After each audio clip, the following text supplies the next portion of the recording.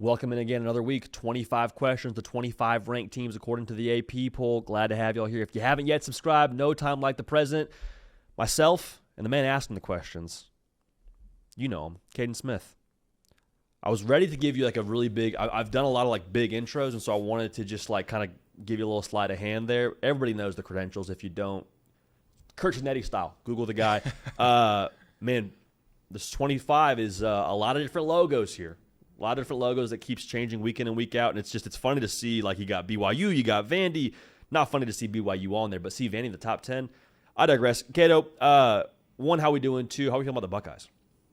One, I'm doing great. I think like most watchers of this particular segment that we do, when you see undefeated teams falling down left and right, you immediately think, wow, what questions is Kaiden going to serve up JD now about the top 25 and all the movement we have. So big movement week, but there's one constant force in the rankings, and that's the Ohio State Buckeyes. Staying at number one, JD, the Buckeyes didn't run the ball great, but Julian Sayin had the best game of his Buckeyes career. 393 yards, 4 touchdowns on 85% passing. How much more dangerous is this team if he's going to keep playing like this? They are the national title favorite before he's playing like that. Him playing like that, I'm curious to see how the odds move, because I don't know how you beat them when they do that, Cato. You can throw the ball downfield and maximize those weapons. The defense is ridiculous. It's like comical. I think the run game is in a good enough spot. I'm not worried about that at this point. Ohio State's a force, man. The Death Star is fully operational. I mean, he looked unbelievable. It's crazy. Like, I think NFL scouts for 2 years from now are just salivating at that. I mean, he looked unreal. They could not run the ball. Like, fourth down, Julian Sayin's throwing the ball. Like, he was their best form of offense, and he was so accurate. You started to see that kind of high billing he has recruit as the most accurate guy in that class. So shout out Julian, man. Keep it going. Number 2, Indiana, the Hoosiers. Fernando Mendoza also had 4 touchdown passes in their win over Michigan State. JD, I wanted to get your take on this. You've mentioned how Kirby Smart is known for his Bloody Tuesday practices and how that gives the Bulldogs an edge. I heard a recent interview with Kurt Cinetti that said they actually take it very light. 35-minute walkthrough Monday and Friday, an hour 30 practice Tuesday, Thursday. They're off the field. Curious your thoughts about how that's clearly been working for this program, with Kurt Cinetti being a little bit gentler with a touch when it comes to their practice. Yeah, I mean, hey, if it ain't broke, don't fix it. No. And I do think, too, for Indiana and that whole approach of going lighter, Cato, they're playing a lot of games if you're going and making a playoff run. Like, I wonder so much how the strength and conditioning arm of college football is going to evolve with an expanded season. Like, if I'm Georgia, Bloody Tuesday is a real thing, obviously, during the previous however many years under Kirby Smart. But I wonder if maybe you start to dial that back. You don't maybe change Bloody Tuesday because it's kind of a sacred thing, it seems like, in Athens. But maybe Bloody Tuesday doesn't go the entire practice. Maybe it's a little Bloody Tuesday first half of practice, and then the second half we're making sure we get our legs underneath us. Yeah, I think it just speaks a lot to their buy-in and their mental maturity, like to take over a program and not have to impose your will physically, but just getting it done mentally and having your guys sharp and ready for game day to where you don't have to question the physical side of things. It spoke a lot to me for sure. I thought it was interesting. Be a pro. They got pros in that building. Mature roster. It's paying off for the Hoosiers. Excited for them this year. Number 3, Texas A&M. The Aggies pulled out a 45-42 win over Arkansas, who has now made a habit of these high-scoring losses. I know the Le'Veon Moss injury concerned you heading into this week and the rest of the season. Were those concerns did they go away a little bit after this offensively for the A&M from what you saw against Arkansas? They're not gone. They are mitigated, though, because my concern was whenever you lose a guy like Le'Veon Moss, he brings so much pop to the offense. And when that pop was gone last year, there was no next wave of energy offensively. There was no Concepcion on the perimeter. There was no Ruben Owens in the lineup. He was hurt as well. And so seeing Ruben Owens run the ball the way he did, seeing Marcel Reed step up the way that he did, his second year as the guy, and all those weapons on the perimeter just have the return on investment. I think the A&M, the depth they have on this roster, we said on the reaction show, that to me is another differentiating factor for them. Yes, there's the personality and the maturity and the culture thing we talk about with A&M seemingly in a better place, but to be able to lose Le'Veon Moss and still score 45 on the road, Arkansas is not great defensively, but I'm impressed by that, and I think that bodes well for them the rest of the way here without a doubt. Most complete team in the SEC. Been saying it for a while. Yeah, not Hopefully wrong. they keep living up to it. Hopefully they make your CFP prophecy true. Moving up in the rankings, Alabama, number 4. Cigar smoke in favor of the Crimson Tide. 6th straight win, 4th against an SEC opponent, a ranked opponent. Ty Simpson looked great per usual in that win against Tennessee through the air, but the defense very much stifled a Tennessee unit that's the highest scoring unit in the SEC. That was my biggest takeaway. What was your biggest takeaway from Alabama's win? And that's 3rd Saturday in October, almost at 2nd. Just I think what you said about the defense and the edge they play with. Like they, I think, have a certain my takeaway is when you play Alabama now going forward, you're going to have to legitimately drive the football if you want to beat them. And I think that needs to be maybe paid attention to across the college football public, because I think offensive coordinators and college quarterbacks in general get bored kind of easily, get a little bit ambitious if they don't have those big plays hitting right away. And so if you want to do that against Alabama, it's going to lead to turnovers. And that in itself, if you give that offense that kind of leverage, because not everyone's going to be able to drive the football 10 drives in a row, 7 drives in a row, and be able to come away with points. So the fact that you have to be patient to beat Bama, and we live in an impatient world in college football from a coordinator and quarterback perspective, I feel better and better about Bama every single week, man. I really do. Especially the defense. I think week after week, the defense is definitely improving. And it's that time of year where making teams work for those drives, bend, don't break. Like, that's stuff the stats don't necessarily see, but I'm excited to see them keep maturing under Kane Womack, because that's a Sun Belt guy, South Alabama. Yeah, that's right. It's your boy, man. Most definitely. Number 5, the hard-to-kill Georgia Bulldogs. Another game where they're down 2 scores, where they don't flinch. They outlast Ole Miss 43-35 win. I think it's time to give Gunnar Stockton his flowers. JD, 5 total touchdowns, 348 total yards, and ice water in his veins. Is there a quarterback you trust more in the fourth quarter right now in these big moments than Gunnar Stockton?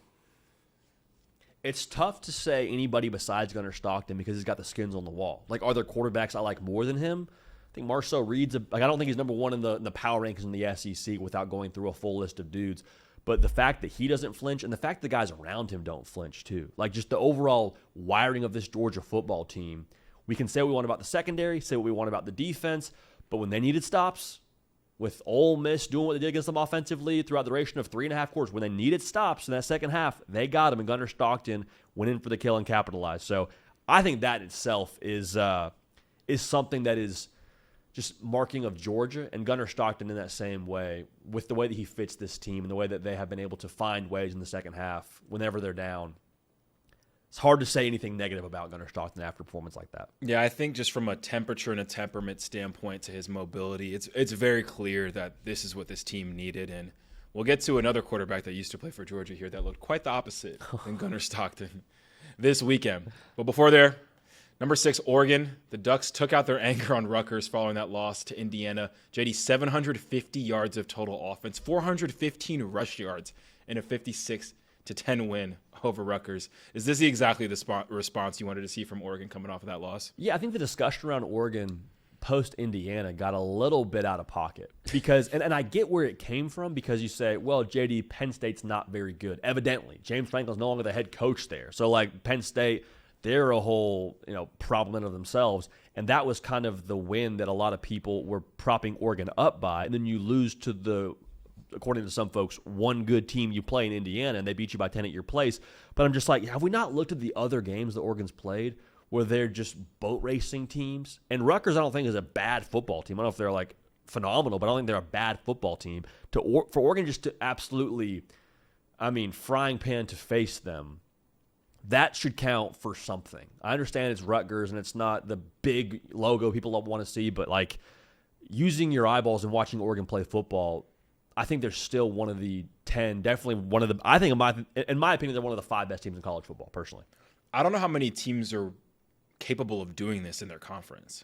Yes. Like, as far as conference play, taking a trip across the country, like, that was special. That almost, for my own personal rankings, made me want to just put them right at the top of any team that's not undefeated, honestly. Because Oregon, I can't say after watching that performance and knowing their ceiling that they wouldn't beat several teams or be favored against several teams even ahead of them. So it'll be very interesting to watch that parse out. I'll correct myself. I think I said that Oregon, I forget if I have Oregon at 5 or 6. If they're not top 5 in my own rankings, I wouldn't be surprised if they finish top 5. Yeah, they're definitely a top 5 team.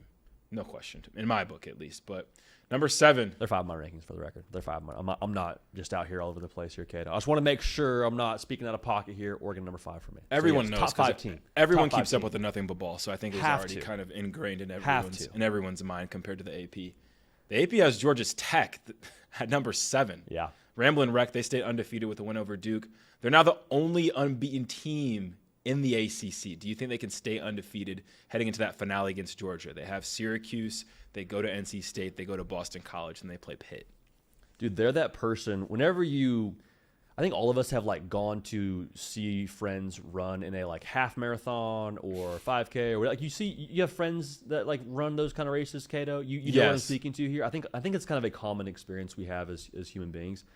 They're that person that when you go watch somebody else run across this race, they're just laboring through it and they're not going fast. They look like they're in pain. It's just excruciating, but they just keep going, dude. That's Georgia Tech. Against Duke, I'm like, Duke should have 10 points on the board, right? Maybe 14 points on the board right now, depending on how you want to slice it up. Duke can't find a way to get in the end zone here and get out of their own way, and Georgia Tech just limping through that thing. Haynes King throwing his body around, and it's excruciating to watch from a output perspective, but you can't argue with the results. It's not the prettiest, but Georgia Tech undefeated. Yeah, I get the ranking. It's not where I have them, but I think them being undefeated is not something that would surprise me based on what we've seen them do to this point in the year. Yeah, I mean, it was very simple on Saturday.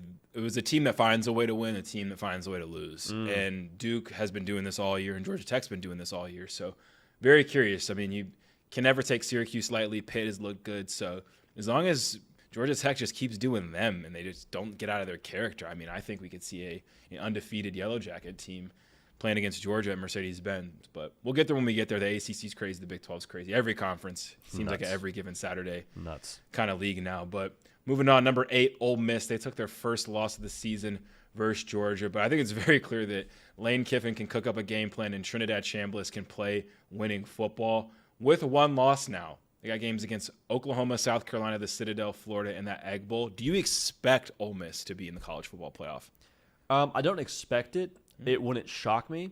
I think this stretch where they got to play Oklahoma and then who they have left on the schedule, I don't know that I see Ole Miss getting out of this thing 110% clean. Again, wouldn't shock me, but them not being able to handle Washington State the way they should have handled Washington State ahead of Georgia makes me a touch leery. So I don't expect it, but I wouldn't be shocked by it for everyone tracking that fence riding there.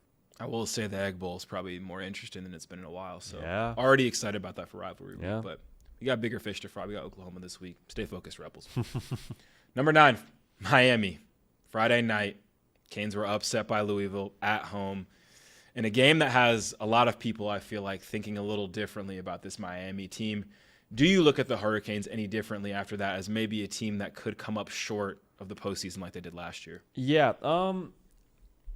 I said this in our Nothing But Ball rankings. I had the Hurricanes still in my top 10 because I don't look at them differently after one freaky Friday night, man. Like a lot of people that we all know have had Friday nights where they made decisions that they wish they hadn't made, and that's completely I don't want to say it's completely okay because it's not okay to make decisions you regret, and it's not okay to lose to Louisville at home by a 2-touchdown favorite, but I don't think it's true to who they are from a character perspective.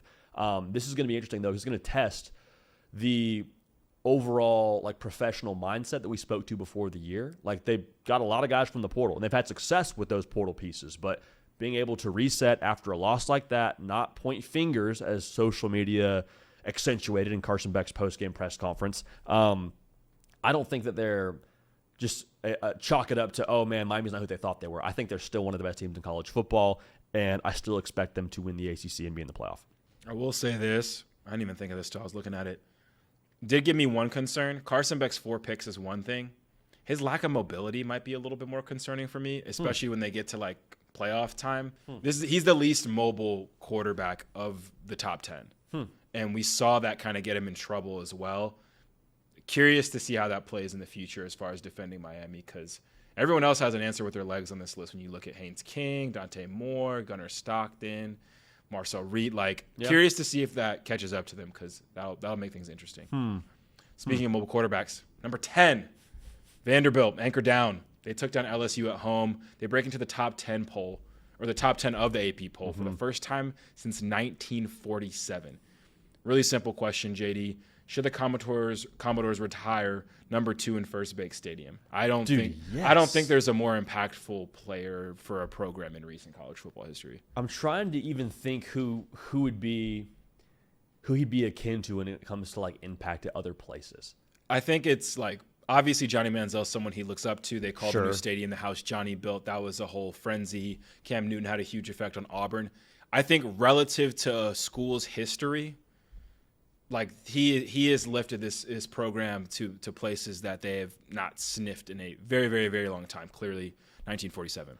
The impact that he's had from where Vanderbilt was to where they are now and where they could finish the season is the same absolute value of Cam Newton and where he took Auburn, where they were at, to the heights he took them to. Does that make sense? Yeah. The absolute value of those. Not saying Diego Pavia is going to lift Vanderbilt to a national title, but we're talking about a year ago, Vandy's win total over under 2.5 games. And now we're talking about them being a college football playoff team with game day coming to town.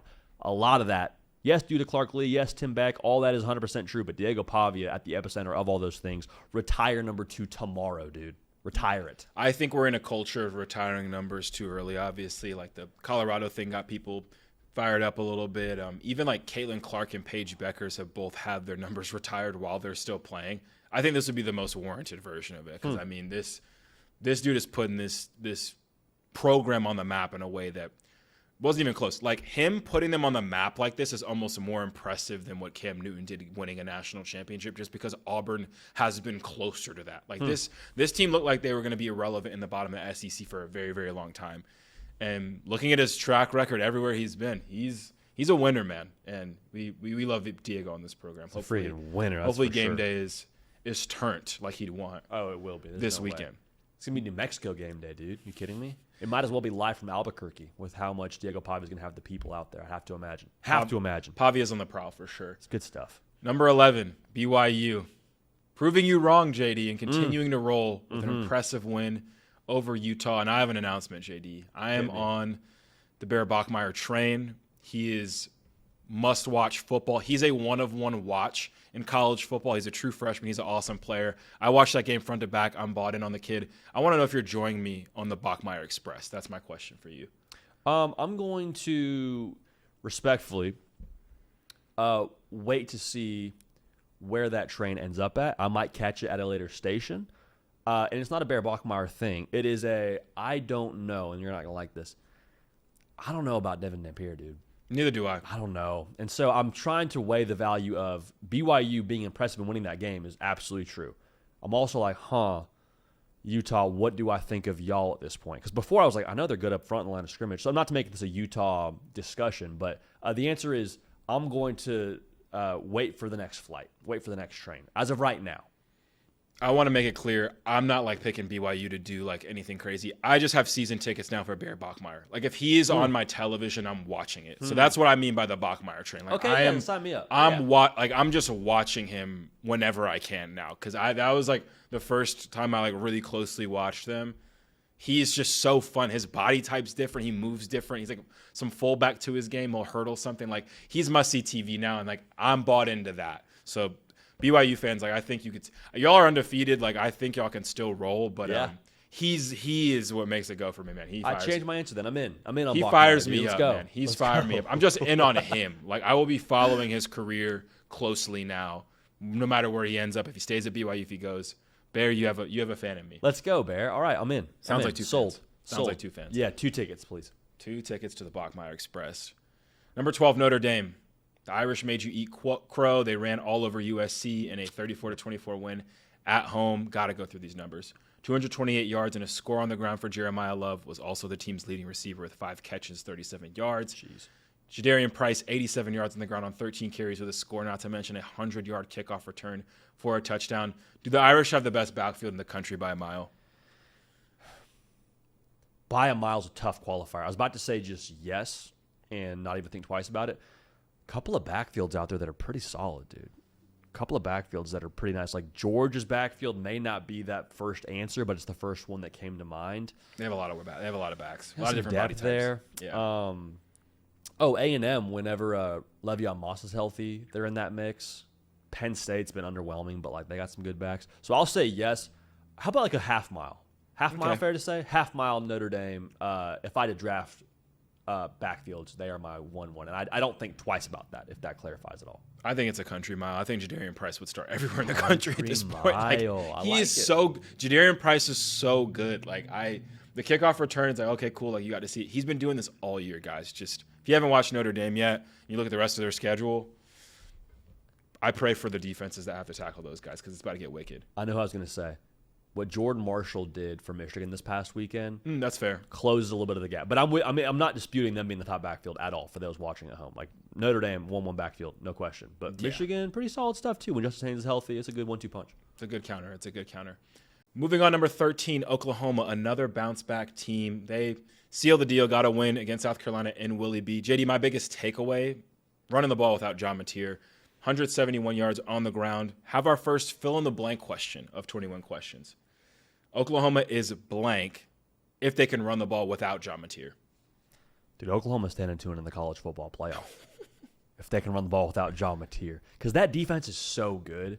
And it's funny to say out loud, but like since Red River, I almost like forgot how good that defense was. I knew they were one of the best in the country, but to see them just harass Lenora Stellars, who has made good defenses look like little children out there with the way that he can ad-lib and do things off platform and off script. Like, they were all over that dude. They are – obviously, John Mateer speaks for himself and what his game is when he's healthy. If they can add that into the mix, I don't know who's going to just definitively beat Oklahoma, and for that reason, I think they're a 10-2 team in the college football playoff if they have that consistently.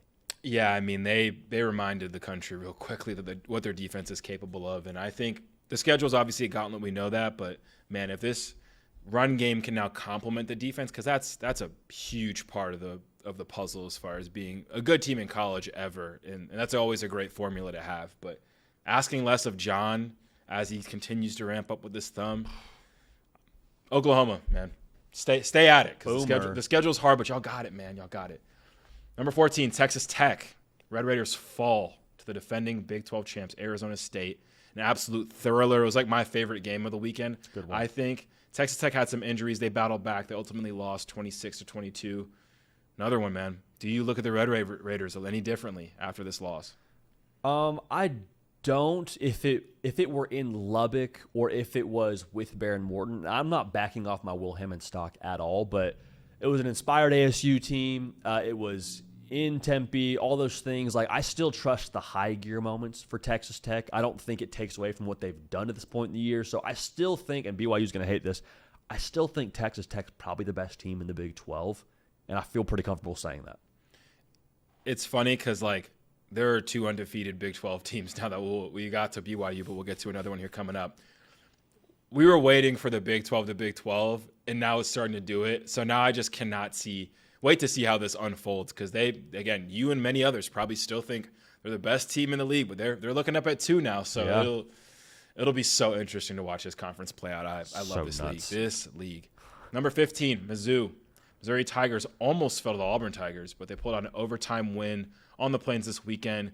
What do you need to see from them this weekend in our own backyard against Vanderbilt to maybe convince you more that they're a playoff team, playoff contender? I'd love to see Bo Prabula push it downfield a little bit more. And it's not that he can't do it, and it's not they don't have the weapons to do it. It's just it hasn't been such a consistent thing. Now, when you have Ahmad Hardy in the backfield, I would turn around and hand the football to him a lot too. That's not really their game so much. But in a game where they play a similar style of Vanderbilt, I wonder who's able to be a little bit more outside of their own personality when it comes to the offensive side of things. And that, to me, in this game, is pushing it downfield. So that, to me, would make me feel better about Mizzou as a playoff team.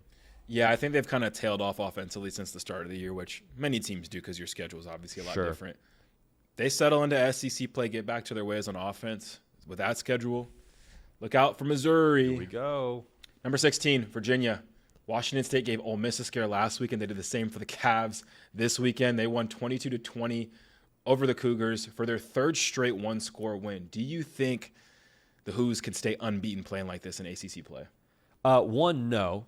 I think that's just if it looks like a duck and it walks like a duck, it's probably a duck. If you're playing that many close games at a certain point in time, I think you're going to get got. If you walk close to the edge, at some point you're going to fall. But, dude, are they not the ACC's response to the Big 12's Baylor when it comes to most watchable team in college football. Good call. Chandler Morris, the number of close games they've been in, Tony Elliott out here cutting promos. I think Virginia, in terms of watchability, up there with the best of them. Definitely high in the ACC rankings, just like they're high in the ACC rankings, staying unbeaten despite losing to NC State in a non-ACC game, which is just insane to me. Number 17, Tennessee. Vols just didn't have enough in their road loss against Alabama, which marks their second loss of the season. They got trips to Kentucky in the Swamp, home games against Oklahoma, New Mexico, and Vandy. What are the chances they run the table and just go back to the CFP? Not zero.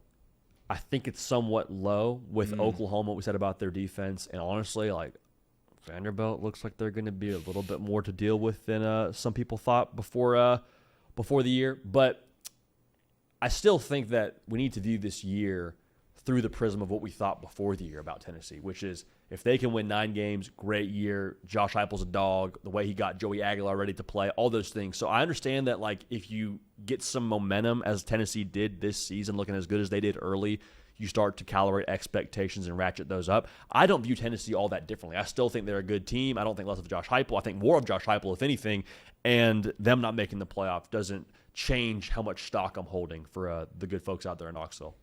Yeah, that pick six, I think, was the most demoralizing first half play I've ever seen. There's reactions on social media, surrender Cobra. For a first half, that's just absolute terrible way to end the half. And I think it was just hard for them to bounce back after that. But they could bounce back the rest of this year, and we'll see what they do. I mean, legitimately, that plus the safety, brutal. That's a 9-point swing. Brutal. Put that back towards Tennessee. And let's just say that the 7 points, so you're at 27 there if you're Tennessee. I'm doing math on there, which is never a good deal. But you take 2 away there from Alabama, so they're down to 35. So 27-35, 1-score game. Do things at some point in the butterfly effect there break differently for Tennessee? Do they call things differently? 27-35 is a different score than 20-37, and it's a 2-play swing. Maybe Tennessee, let's take it this way. Tennessee goes out and they get a field goal or they score on that one drive where they had the safety. There's a lot of things in play. That loss, obviously, on the scoreboard looks bad, and it was kind of definitively Bama's game watching that. But I'm just saying those 2 plays could swing things very differently, and you're sitting there being I'm doing a lot of coping here for the good folks out there in Knoxville. I'm kind of going out ahead of you. But 1-score loss to Georgia and a 1-score loss to Bama, if that breaks that way, I'm just saying. Just you view your season differently. Yeah, I think the Notre Dame 2 losses have been very much best 2 losses, best 2 losses. These 2, man, especially the way Tennessee's played, they're a couple plays away, man. Couple plays away. Moving on, number 18, USF. The Bulls were dominant once again with a win over FAU. But what may be more important, JD, is that Memphis lost ahead of their matchup this weekend. Do you worry more about USF now heading into this game, going to Memphis, playing a team that just had an embarrassing loss?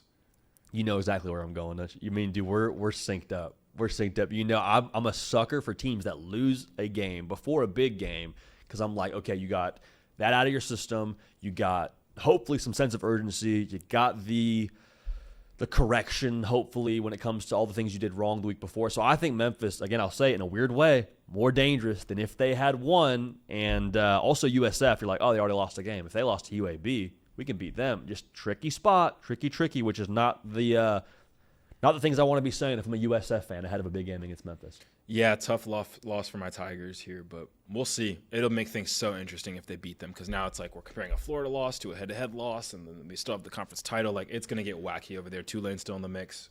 Plot thickens. Thank God I'm not on the committee. It's a thick plot right there, man. Number 19, Louisville, the Brahms squad, went down to Hard Rock. They pulled off the upset win over Miami. Brahm had an awesome game plan. They had 4 interceptions, just an excellent performance overall. What impressed you the most about their performance, Louisville, that is? Chris Bell is a dog. He's so good. He's we said he was going to have a day in our prediction video. I didn't think he'd have a day the way that he had a day.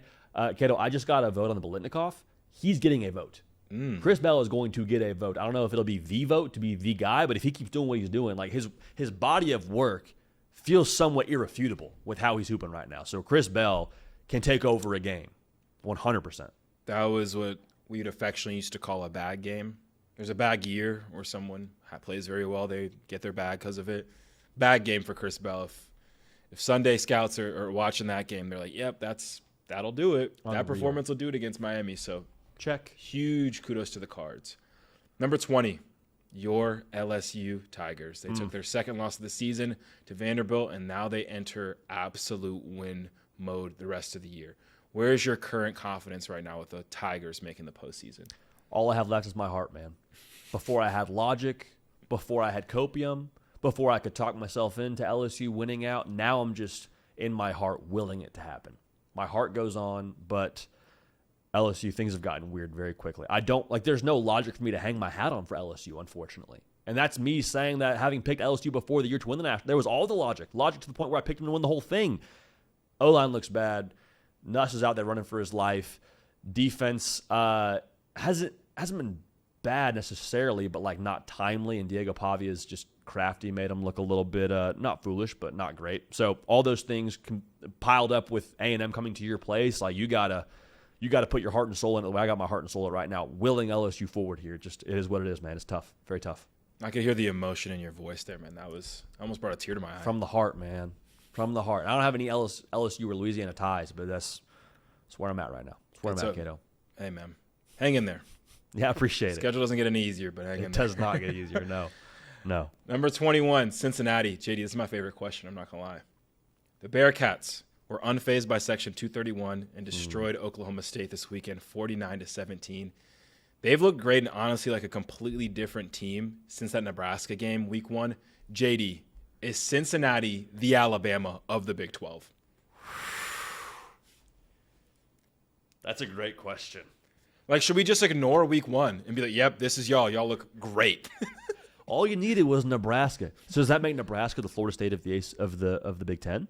Hey, if they lose 2 more after this, then absolutely. After that Minnesota loss for Nebraska, it's the potential of both teams not having their head coach here coming in. I don't know. There's a lot of parallels here, a lot of puzzle pieces fitting. I still love Bama, I do love Bama this year, quite frankly, contrary to what the internet would tell you. I still love Texas Tech in that conference, so it's hard for me to say they're the Bama because I think Bama would be the leader in that clubhouse. I guess you have A&M in the SEC. For those of y'all tracking this right now in real time, you're like, what is going on? My answer is Texas Tech is probably the quote-unquote Bama in that conference, but Cincy's right there, so maybe you do say they're the Bama. I don't know if I gave you any definitive answer there, Cato. The answer is yes to everything. Yes to Cincy, yes to Texas Tech, yes to the Big 12 being awesome, yes to Brendan Sorsby for Heisman. All that. Yeah, I think it confused you so much and just got so much out of you because it was such a great question. I'm a NutriBullet right now. I'm blended up. We take week 1 with too much stock. If Cincinnati would have been in Texas Tech's position this year and they lost in week 1 and then did this, we would have them way higher in the rankings. True. I think it took us too long to get Cincinnati in the rankings in general based on the way they were playing. When in reality, they just did the same thing Alabama did. We lost week 1. Yeah. We didn't look like ourselves. And now we are rolling. And Alabama, I think their ranking is reflective of their not if you take week 1 out of it. They're not getting punished for that anymore. We're past that. But for some reason, Cincinnati, I don't know if it's the AP poll. I don't know if they're watching the games right. But Cincinnati and BYU hold the keys to the Big 12 right now. They're undefeated in league play. Yeah, Texas Tech, they'll face off eventually, so we'll find out. But I think there's some biases there, man. I think they should be ranked a little bit higher for what it's worth. Where I got into the scramble verse there is where I'm trying to compare who other teams in the Big 12 are relative to the SEC. And then we threw the Matt Rule bit of it with Nebraska relative to what other teams are in other conferences. So that whole part is a mix and a half. But to answer your question, now that I've sort of had the dust settle a little bit, yes. Yeah, yes. I mean, A&M and Alabama, we look at them as okay, those are the top. Those, they're crushing right now in the SEC. The rankings, most rankings have those 2 teams there.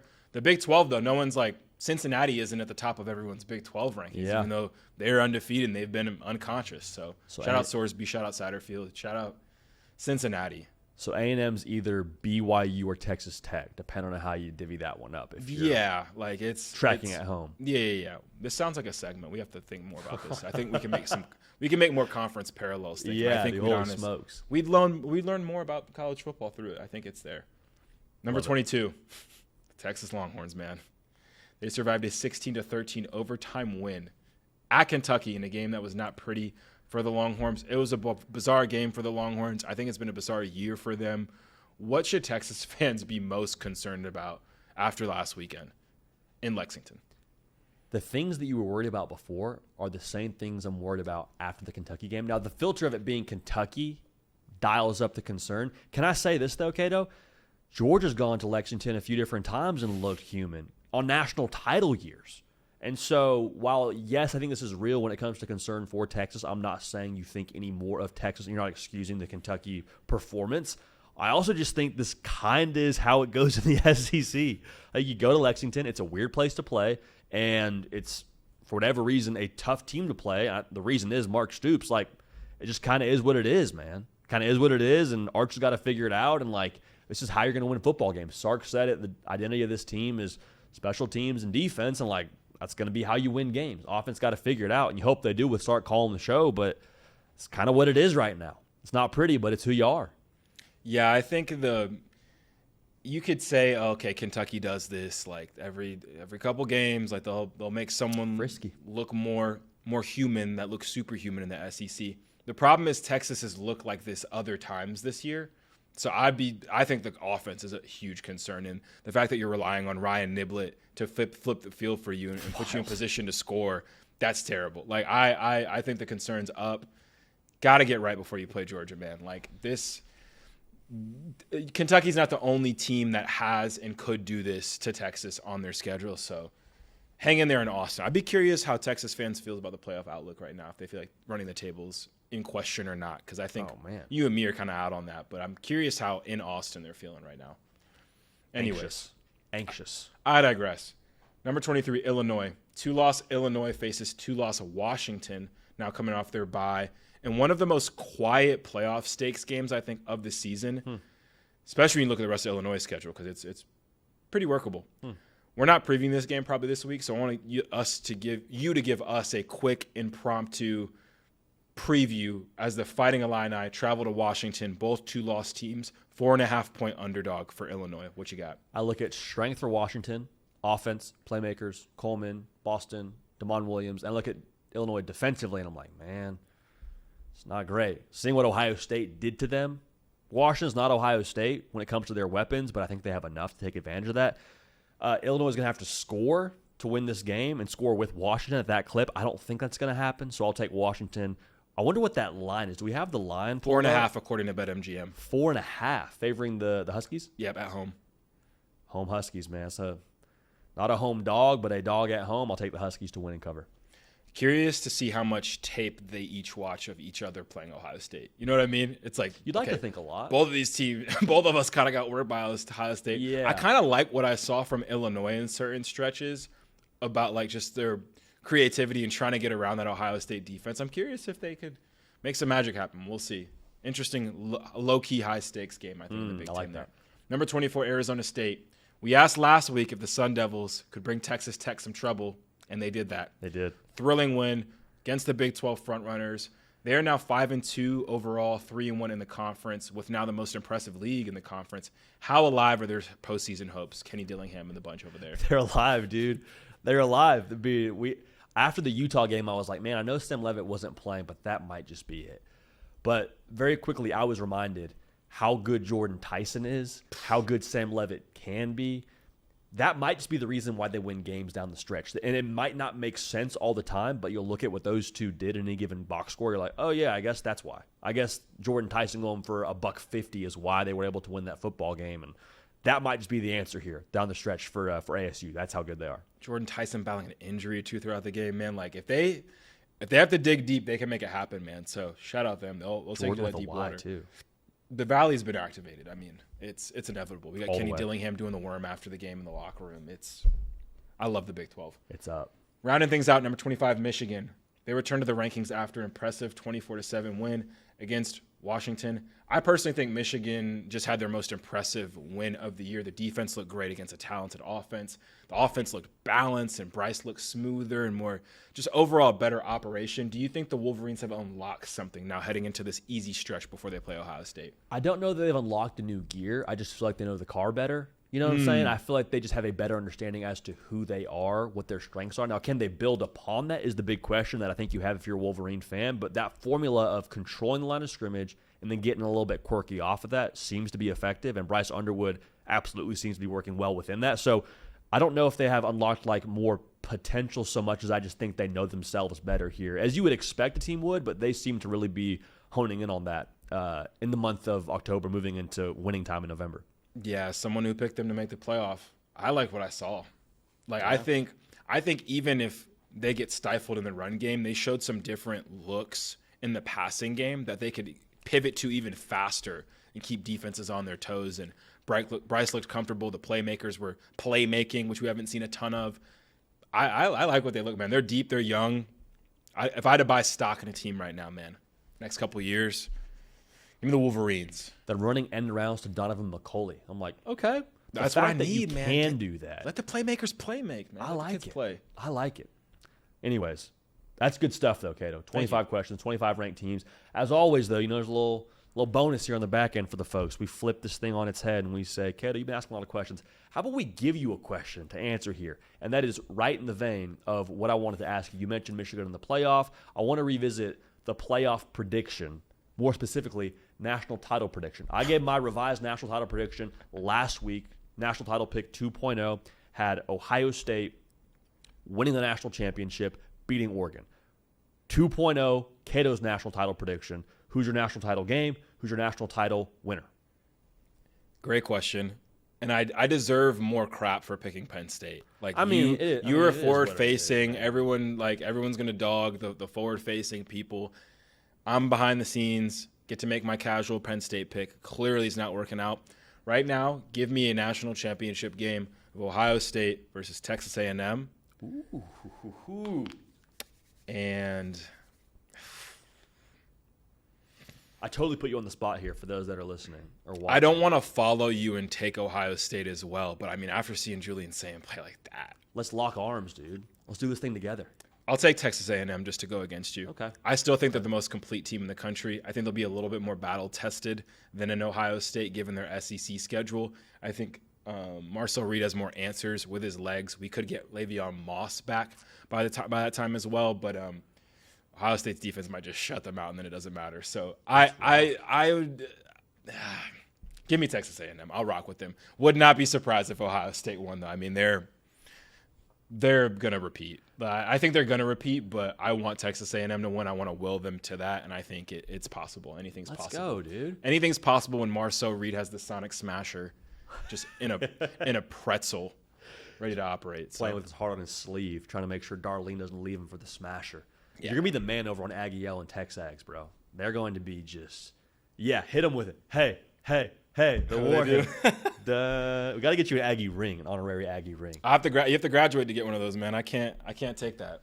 Maybe an honorary one. If they win the national title, we have to find a way to get you an Aggie ring for a day, just for a day. Maybe not for like just to see you just rock it, like in Miami. You're rocking it as we're sleep deprived with A&M at the national title confetti on them. I don't know. I'll see them there. Good pick. I'll see them down in South Beach. It's a good pick. I love it. Cato, great stuff as always, man. 25 questions, 25 ranked teams. Again, if you're a college football sicko, this is for you. The show is for you. Make sure you are subscribed. Cato, ones, twos, the mic, all that. The questions for myself, JD PicKell. We appreciate y'all. We'll love y'all. We love y'all. I mean, we'll love y'all forever. We're going to keep this party rolling. We will see y'all next time.